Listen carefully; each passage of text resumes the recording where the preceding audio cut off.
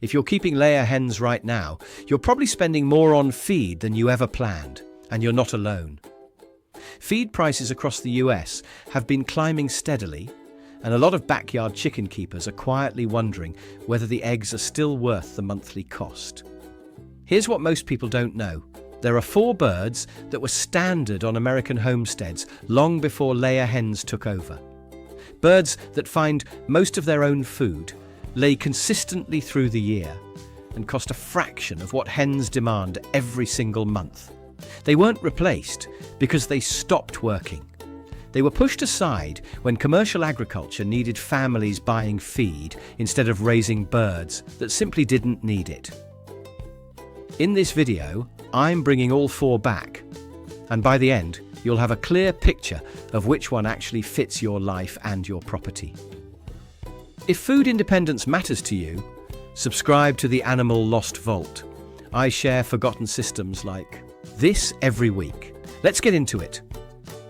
The problem with layer hens. Before we get into the 4 birds, let me be honest about something. This isn't about hens being bad. A lot of people keep hens and genuinely enjoy them. That's completely fine. But here's what most backyard chicken guides won't tell you. Modern laying breeds were engineered specifically for commercial environments, places with purchased grain, artificial lighting, and manufactured supplements already factored into daily operating costs. Take those inputs away, and production drops. Not to zero, but enough that you feel it in your wallet every month. The foraging instinct has been largely bred out of the most popular laying breeds sold in the US today. They were never designed to sustain themselves on open land, and that limitation becomes very real when feed prices rise, and your egg-to-cost ratio quietly falls apart. The 4 birds in this video were built for a different reality, one where farmers couldn't afford to buy grain every month. So these birds had to work with the land instead, and they did for generations. This isn't about perfection. It's about having practical, self-sufficient options that actually fit real life. Let's start with the first one. Bird 1. Khaki Campbell duck. The first bird most people overlook is the Khaki Campbell duck. And that oversight is costing a lot of American homesteaders more money than they realize. Here's the forgotten truth about this bird. Khaki Campbells are among the most productive laying birds ever developed, consistently outperforming many commercial chicken breeds in annual egg output. But what makes them genuinely different is something layer hens simply cannot do. They actively feed themselves.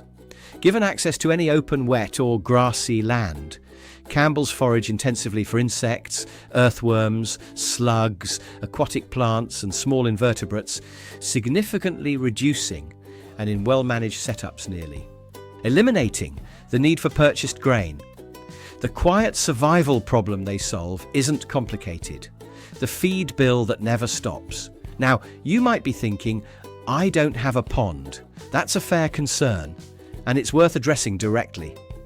Khaki Campbells don't need a full pond to thrive.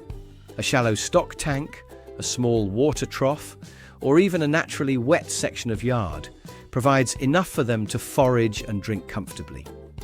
Many people across suburban and semi-rural US properties have made this work on less than a quarter acre. The water need is about access, not acreage, and this is where most layer hen keepers start to question what they were told. The reason this system worked for generations had nothing to do with special knowledge or equipment.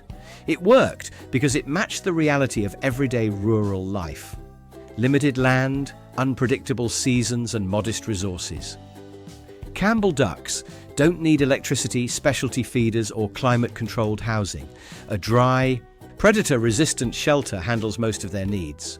That said, local predator pressure by foxes, raccoons, and hawks in particular is something every keeper in the US needs to plan for seriously.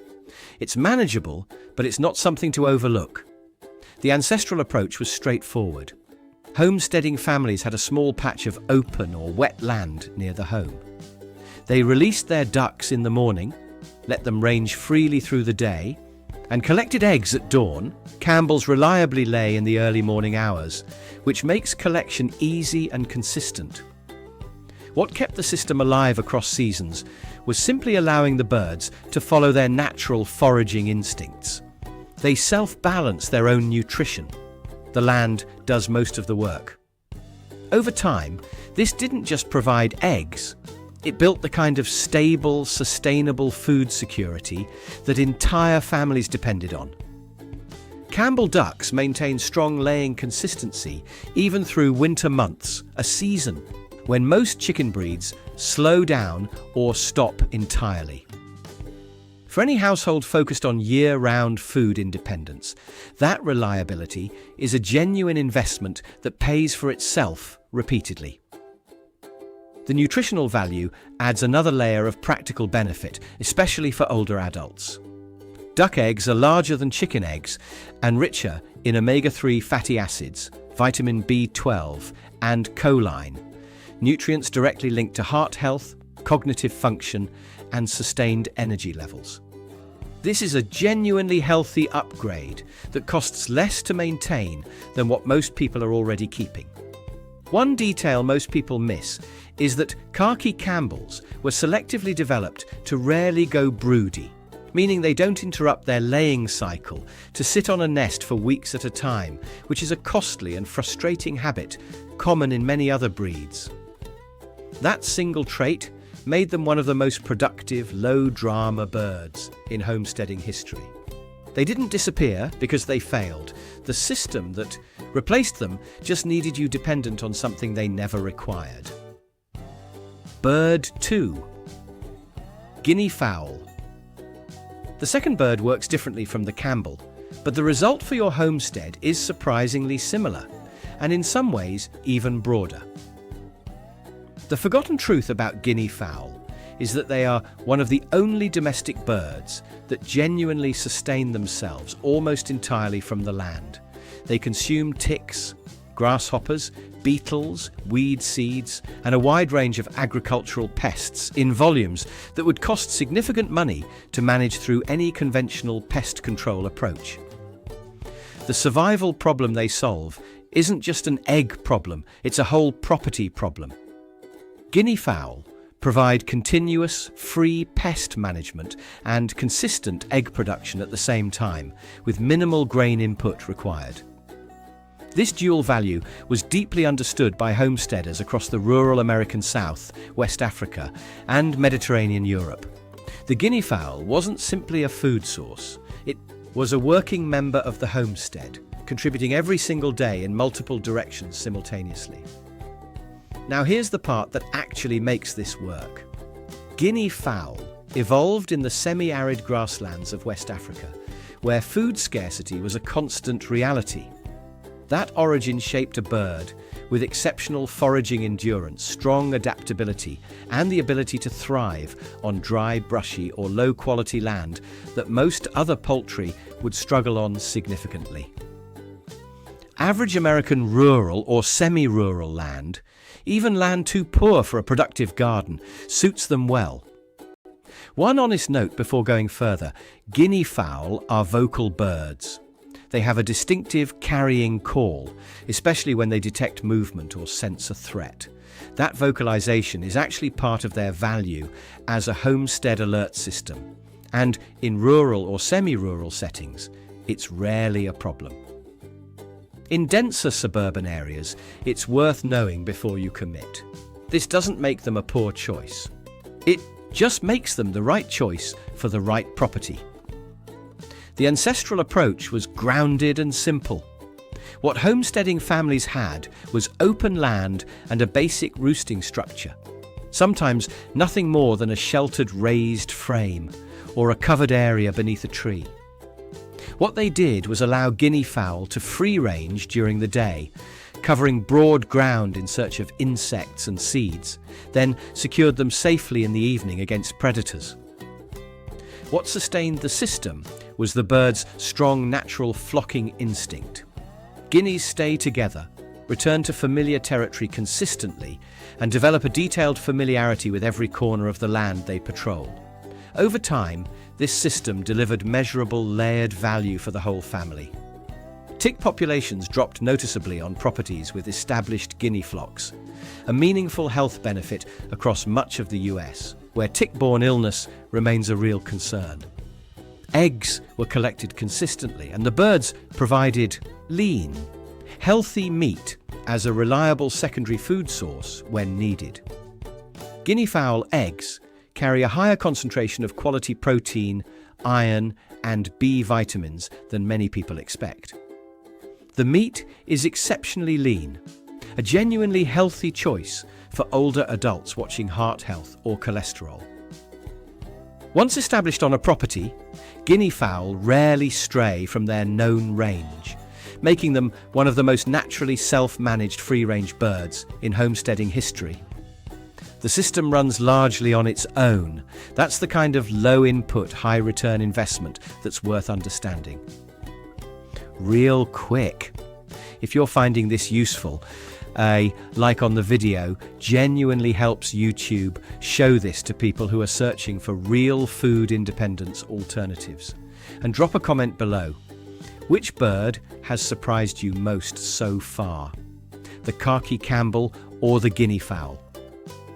I read every single comment here, and some of the best conversations on this channel start exactly that way. We've still got 2 birds left, and honestly, the next one surprises people the most. Let's keep going. Bird 3. Coturnix quail. This next one surprises people the most because it's the smallest bird on the list, and also the one that removes almost every barrier most people believe is standing between them and a productive backyard flock. The forgotten truth about Coturnix quail is their speed and efficiency.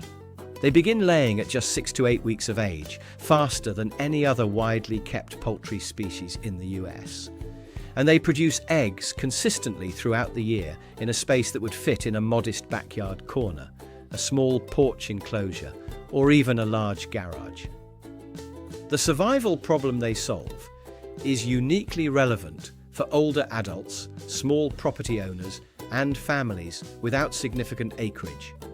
Meaningful, consistent egg production in minimum space, with low physical effort and manageable ongoing costs. This wasn't an accident of modern breeding. Coturnix quail have been kept in small courtyard cages and garden enclosures across Japan, China, the Middle East, and Mediterranean Europe for centuries. Elderly homesteaders, single-person households, and small families in dense communities relied on them precisely because they required so little and delivered so much in return. This was a genuinely life-changing system for people with limited land and limited resources, and that practical reality hasn't changed. Now, to be straightforward about one thing, Coturnix quail are not completely maintenance-free. No bird is. They benefit meaningfully from supplemental feed, especially during peak laying season, and you shouldn't expect them to sustain maximum output on foraging alone. But supplemental means exactly that, an addition to a natural diet, not the entire foundation of it. Given access to even a small patch of open ground, quail actively search for seeds, green plant material, and insects. That instinctive foraging behavior reduces purchased grain costs considerably compared to birds that forage not at all. That distinction changes the economics of a small flock over a full year more than most people expect. The ancestral approach was entirely manageable for one person, including older adults. What families had was a small wooden cage or containment pen, kitchen scraps, garden trimmings, and whatever insects or seeds the birds could forage independently. What they did was allow the quail access to a safe, contained, open area each day.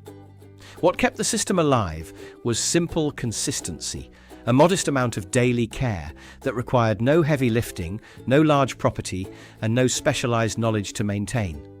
The nutritional payoff is exceptional and well documented. Quail eggs are considered a rare nutritional asset. They contain elevated levels of iron, vitamin D, and vitamin B12 relative to their small size. In many traditional cultures across Asia and Europe, quail eggs were specifically reserved for elderly family members and young children precisely because of their concentrated, health-supporting properties. Today, in the United States, they sell at premium prices at farmers' markets and in health food stores, making a small managed flock a genuine investment with repeatable financial return beyond personal consumption. One practical detail that makes Coturnix quail especially valuable for American households is that hens lay prolifically without any rooster present. They are also nearly silent compared to virtually any other productive poultry option, making them one of the only genuinely viable backyard birds for suburban neighborhoods, senior communities on smaller lots, or any US setting where noise ordinances or close neighbors have previously made keeping birds feel impossible. If space or sound has been your barrier, this bird removes both of them at once. Bird 4, Muscovy duck. And the fourth bird is where things get genuinely interesting, because this one almost disappeared from American homesteading entirely, and the reason it nearly vanished has nothing to do with the bird itself. The forgotten truth about Muscovy ducks begins with something most people don't know. Muscovies are not true ducks in the conventional biological sense.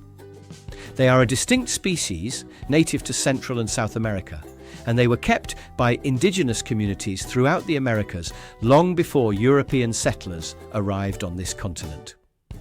Those communities maintained them for one straightforward reason. Muscovies could sustain a household food system almost entirely without ongoing human input. They foraged for insects, aquatic plants, small frogs, earthworms, and even rodents, producing both eggs and exceptionally lean meat at virtually no purchased cost. The survival problem they solve is among the most complete on this list, a self-replenishing, self-managing food source that demands very little from you in return. Now, the realistic picture matters here. Muscovies still benefit from a basic supplemental feeding routine, particularly during colder months or in areas where natural foraging is seasonally limited. They are not entirely input-free under all conditions, but they come closer to it than almost any other domestic bird kept in the United States. And the difference in annual feed costs compared to standard poultry is substantial and consistent. The reason this system sustained itself across generations comes down to the Muscovy's deep biological relationship with natural environments. Unlike commercial breeds engineered for warehouse conditions, the Muscovy evolved alongside slow-moving water, dense vegetation, and open foraging terrain, exactly the kind of environment found across most rural American properties. A farm pond, a slow drainage ditch, a low section of yard that holds water after rain. Any of these provide the foundation the bird needs to do what it does naturally. The ancestral management approach was remarkably simple. What families had was access to a water source and basic shelter from weather and predators. What they did was allow Muscovies to range freely through the day, managing their own nutrition through natural foraging behavior. What sustained the system across generations was the Muscovy female's powerful and reliable maternal instinct. She nests, broods, and raises her own young with no human assistance required. A small starter flock replenishes itself naturally season after season, creating a genuinely self-sustaining productive system that largely manages itself once properly established. Over time, a Muscovy flock delivered one of the most complete nutritional profiles available from any single bird on the homestead. The meat is among the leanest poultry options available in the US, exceptionally low in fat and rich in quality protein, making it one of the most genuinely healthy meat choices for older adults managing heart health. Cholesterol or weight. Muscovies also actively reduce fly and mosquito populations around the property through their natural foraging behavior, which is a meaningful, practical health benefit for American families across warmer southern and Midwestern states particularly. One final detail that makes Muscovies uniquely valuable and genuinely underappreciated is that they are nearly silent compared to any other domestic duck or chicken breed. They produce soft, low sounds rather than the loud quacking associated with other duck breeds. This characteristic made them ideal on homesteads where quiet mattered, and it makes them the most neighbor-compatible productive bird on this entire list. If noise has been the single reason you've ruled out backyard poultry before, the Muscovy duck is the honest, practical answer to that concern. Vault insight. Here's something that rarely gets said directly, and it deserves to be said clearly. Every bird on this list survived and delivered for generations, not because of any special technology, ideal climate, or expert management. They survived because they were allowed to be exactly what they naturally were: foragers, survivors, and quiet partners in a system that asked very little and returned consistently over time. Most backyard bird systems in America start to struggle not because the birds themselves are inadequate, but because people apply modern expectations to animals that were never built for them. When you introduce full dependency on purchased grain, manufactured supplements, and artificial lighting schedules, you don't upgrade the system. You make it fragile. You create costs that never existed before. And then, gradually, the knowledge of what actually worked begins to fade. The Khaki Campbell didn't need your feed store to perform. The Guinea fowl didn't need your pest control products to be valuable. The Coturnix quail didn't need a large property to be productive. The Muscovy duck didn't need your involvement to raise its next generation. What all four needed was access to land, water, open space, and the freedom to follow their natural behavior. The more natural the system, the more resilient it becomes over time. That principle is not complicated, but it is consistently underestimated in modern homesteading conversations. Self-sufficiency was never about doing more or spending more. It was always about knowing which systems to trust, and then having the wisdom to let them run as they were designed to. The modern feed industry benefited when that knowledge was forgotten. This channel exists to bring it back. You don't need a large property. You don't need to change everything at once, or invest in equipment you don't have. Pick one bird from today, just one. Look into what it naturally needs, what it realistically gives back, and whether it genuinely fits your space and your situation. That's how this kind of knowledge moves from a video into your actual life. One honest, informed decision at a time. If you want more of this, forgotten birds, ancestral livestock systems, and natural food solutions that still hold up in the modern world, subscribe to the Animal Lost Vault. Every week, something buried comes back. Thank you for being someone who still values food independence and self-sufficient living. That choice matters more now than it has in a long time. I'll see you in the next one.